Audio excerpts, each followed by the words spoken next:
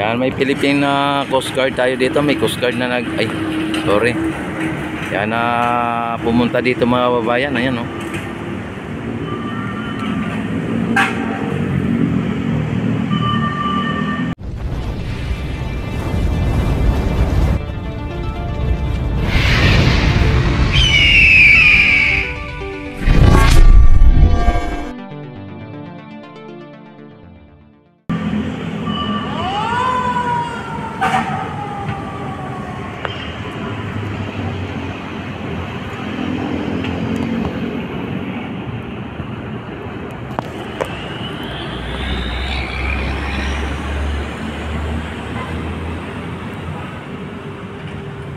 Yan, pati dito mga babayan sa ay malinis dito mga babayan. Ayan, no? At meron tayo dito nga driver boat. Yan. At yung mga dito tractor. Yan, nakita naman ninyo mga babayan at malinis na malinis ang ating Manila Bay, Dolomite Beach mga babayan, malinis na malinis. Yan, talagang hanggang doon, pero ang mga mga basura ng mga nakasako na basura ay nandito po, no, nandito. Oy, si kuya ay binuhat po yung yung plywood. Ayan, no.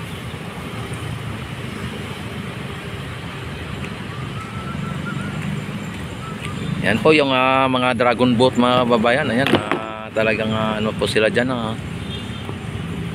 Nagpa-practice po sila para sa ganun ay may event pala sa linggo. Ayan.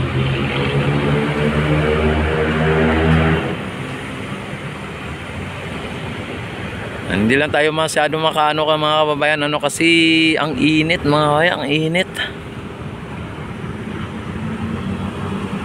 Yan, punta tayo dito banda sa may naturang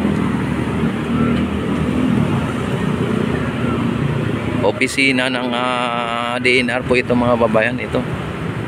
At makita niyo mga babayan yung mga dito, mga traktor. Ayan, no. Yan po ang nag-aararo dito para sa ganun ay mapanatiling malambot ang naka-pulverize. Yan. Tapos yung mayroon din dito na jet ski. Yan, kulay blue na jet ski, kulay blue and white. Yung jet ski na yan.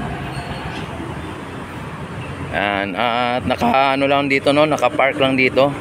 Yung jet ski, dalawang jet ski mga babayan, dalawang jet ski na yan, no.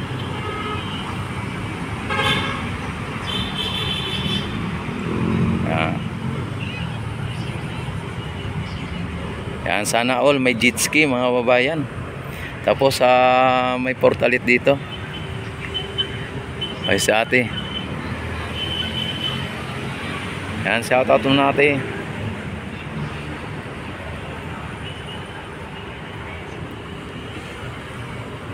Ayan, nakita naman ninyo mga babayan, white sand pa rin naman ang ating white sand pa rin.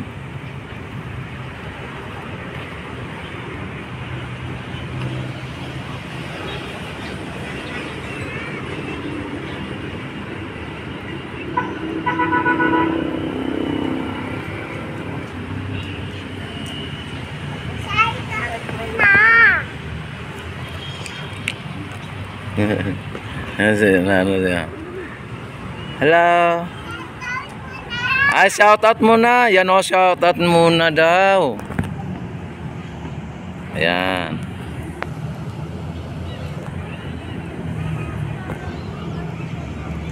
Shout out muna. Ayan, si ate, at mukhang pagod na pagod si ate. Tapos na, te.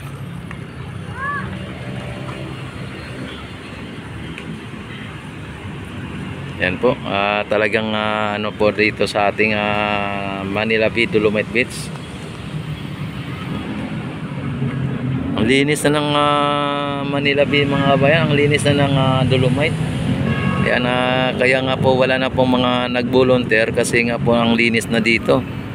Kaya lang po ang hindi talaga ano dito ay ang init. Ang init talaga dito mga kababayan. Lalo na pagka tanghali at yung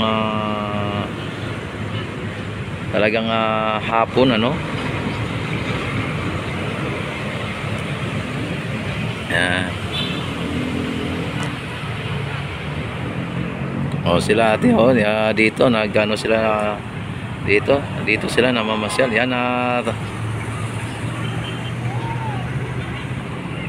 punta tayo doon sa may harap para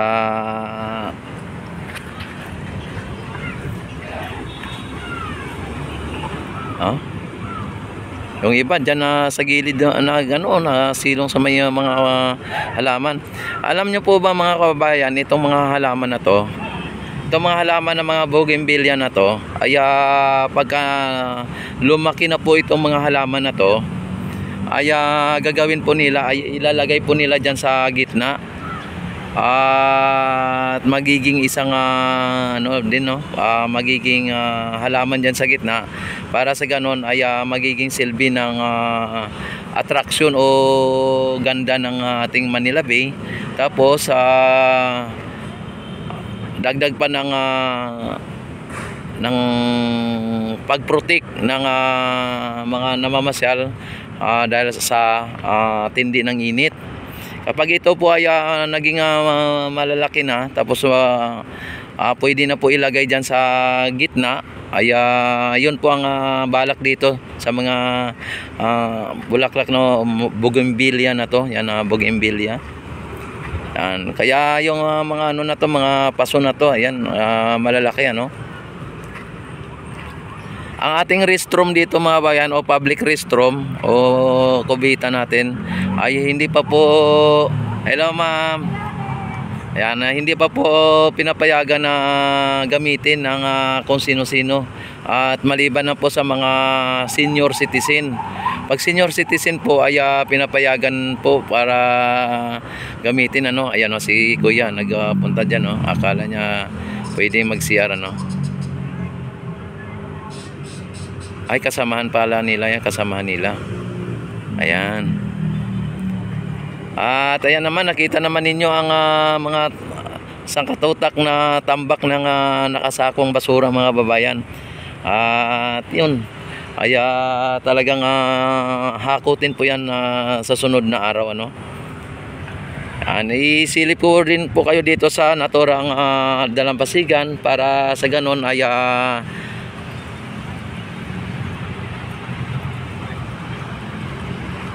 para masabi ninyo na baka mamaya nandun na ako dahil hindi ko sinisilip yung ano na sinasabi ko na malinis pero yun pala hindi. Ayan po mga kababayan, kitang kita po yung sa kamera ang malinis na dalampasigan mga kababayan.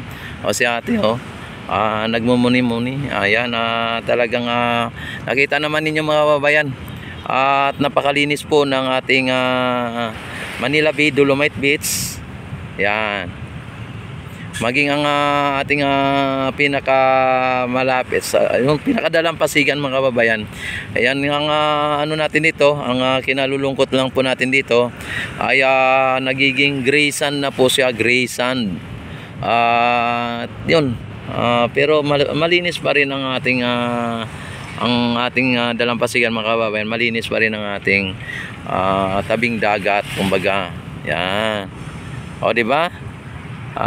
Kitang-kita naman ninyo. Yan po ang ano po ay nakaano po tayo dito. Nakaantabay kung ano ang mga nagaganap at mga nangyayari dito sa Dolomite Beach mga kababayan. Yan ang mga dragon boat team yan wala lang pong pangalan yung kanilang bangka kasi nga po wala pa pong event at practice lang po yan. Nakahubad pa po sila na sobrang init ng sikat ng araw ay baliwala po yung sikat ng araw mga kababayan. Yan nakita naman ninyo, nakaano lang po sila, nakaantabay lang po sila kung ano po yung kanilang gagawin. Talagang ano po sila, ibig sabihin na kakaisa talaga sila. Kung ano ang gusto ng isa, yun talaga ang ano, kumbaga ano sila, yung teamwork talaga. Yan ang ano, iisa lang po ang kanilang adhikain na talagang mapapalakas ang kanilang team, at balang araw sa tournament ay magiging ano po sila, magiging malakas, talagang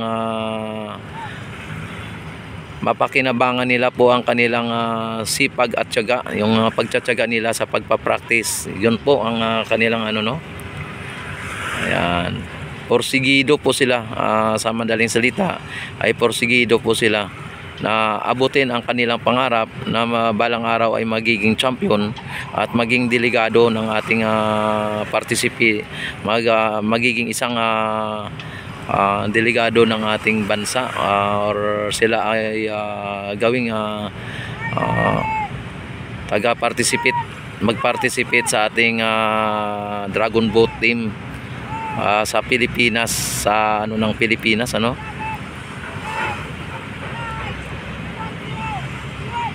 Ayan, no, di ba?